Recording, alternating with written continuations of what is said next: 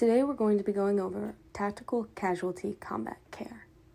TCCC is a series of basic life-saving first aid practices applied to combat situations. When performing TCCC, you will follow MARCH. MARCH is an acronym that details the order of precedence you should check for and treat injuries in. It stands for massive bleeding, airways, respiration, circulation, and hypothermia. When approaching someone to perform TCCC, the first step is always to assess the scene for hazards, such as sources of burning, electrocution, or enemy threat. Next, you're going to assess the casualty for responsiveness. This can be done with a gentle touch and asking if the person is okay. Be conscious of moving them around too much and exacerbating existing injuries. Next, you'll retrieve a first aid kit and begin applying MARCH.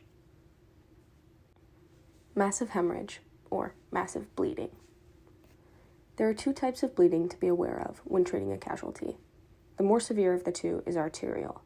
It signifies rupture of a major blood source in the body and is characterized by bright red and spurting blood. Two major arteries to be aware of are the brachial artery in the arms and the femoral artery in the legs. Serious injury to either of these can cause a casualty to bleed out in a matter of minutes if not treated. The second type of bleeding is capillary. Capillary bleeding is sourced from the smaller veins in the body. It will be dark red or deoxygenated, and it will ooze slowly. The first step in treating any kind of bleeding is to apply direct pressure. From there, you will assess where the bleeding is coming from in order to decide how to proceed. We'll be covering what to do for injuries of the extremities, abdomen, and points of juncture. Firstly, for the extremities, is tourniquet. This can be done on yourself or a buddy. If it is on a buddy, use the tourniquet that they have on their person so that you're not left without one. Begin by inserting the wounded extremity through the loop of the tourniquet, or feed it underneath and fasten it to prevent discomfort of moving the limb. Position the tourniquet high and tight above the bleeding and over the uniform. Remove all slack and tighten the band firmly. Fasten the band using the Velcro and ensure that it runs inside the windlass clip. Take the windlass, or the small rod affixed to the tourniquet, and twist it until the bleeding stops. Lock it in place with the windlass clip. Secure using the safety strap, or the white piece of Velcro, and record the time of application for future medical to reference when they treat the casualty. Speed is important in this process. For injuries on the abdomen, you will use a chest seal. Chest seals are adhesive devices that are placed over a wound to allow air to exit but not enter. They can prevent lung collapse, treat heavy bleeding, or abdominal trauma. Near points of juncture, you will use wound packing.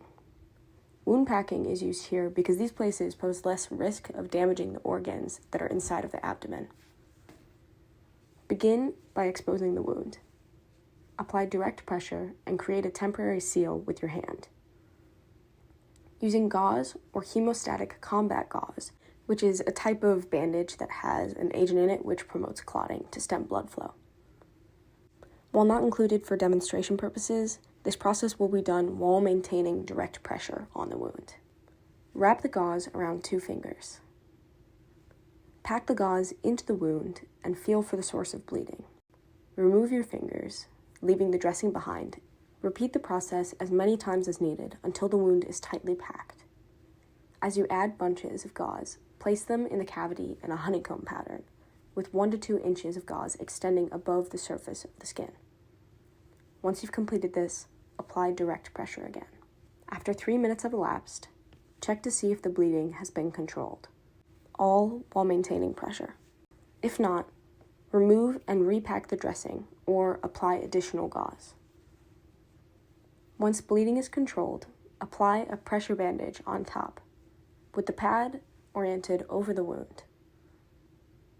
Secure the bandage and check for circulation in the affected limbs. The next stage of MARCH is airways. The goal is to verify that nothing is impeding the casualty from breathing. The first movement is the head tilt chin lift. Ensure that the casualty is on their back. Kneel at their side at shoulder level. Open the mouth and look for obstructions. Place your hand on their forehead and tilt the head back.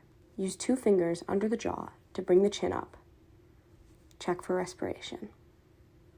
Another option that avoids moving the casualty's neck and spine is the jaw thrust maneuver. Start by ensuring that they are on their back. Kneel above the casualty's head, looking towards their feet. Open the mouth and check for visible obstructions. Rest your elbows on the ground and place hands on either side of the lower jaw below the ears, stabilizing the head with your forearms. Pull the jaw up with your index fingers while pushing it forward with your thumbs. Check for respiration.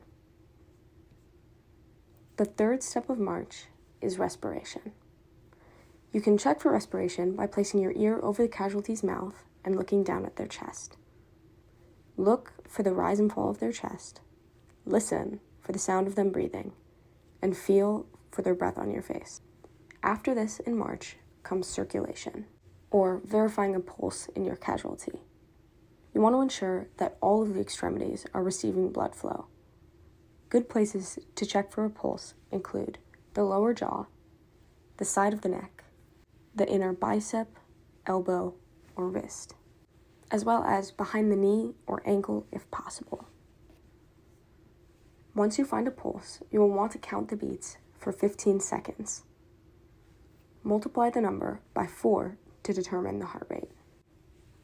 The last step of march is hypothermia. Hypothermia can be prevented by minimizing exposure to the elements, controlling bleeding so that the body can retain heat, removing wet clothing and replacing it if possible. If you have access, use active heating devices, meaning ones which produce heat, or more likely, passive heating devices which seek to retain and amplify the body's heat. Secure the heating device around the casualty and ensure that their face is not covered. Once these steps are completed, continue monitoring the casualty's medical needs. After you've completed march, check for other non-life-threatening casualties and attend to them when possible. This could include eye trauma, head injuries, burns, or fractures. Lastly, if the situation allows, document the casualty's injuries on a TCCC casualty card and report their status to medical personnel. Otherwise, if in combat, seek cover from attack. We're on my team! Oh, my bad. Sorry. You're like digging me off. Dude. Okay.